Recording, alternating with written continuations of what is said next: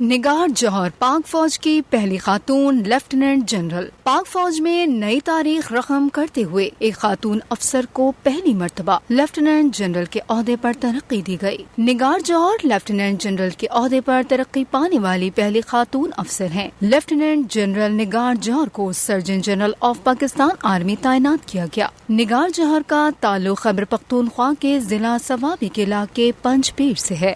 وہ پاک فوج کی تاریخ کی پہلی 3 اسٹار افسر ہونے کے ساتھ ساتھ سرجن جنرل کے عہدے پر کام کرنے والی پہلی خاتون افسر بھی بن گئیں۔ لیفٹیننٹ جنرل نگار جوہر آرمی میڈیکل کالج کی گریجویٹ ہیں اور پاک فوج میں تقریباً 3 دہائیوں پر مشتمل کیریئر میں انتظامی اور مختلف امور میں سربراہی کا وسیع تجربہ رکھتی ہیں۔ انہوں نے فیملی میڈیسن میں MCPS ایڈوانسڈ میڈیکل ایڈمنسٹریشن میں MSc اور صحت عامہ میں ماسٹرز کا رکھا ہے۔ لیفٹیننٹ جنرل نگار نے کئی دیگر کورسز بھی کیے اور ہسپتالوں میں ہنگامی بنیادوں پر تیاریوں سے متعلق امور کی نیشنل انسٹرکٹر بھی ہیں۔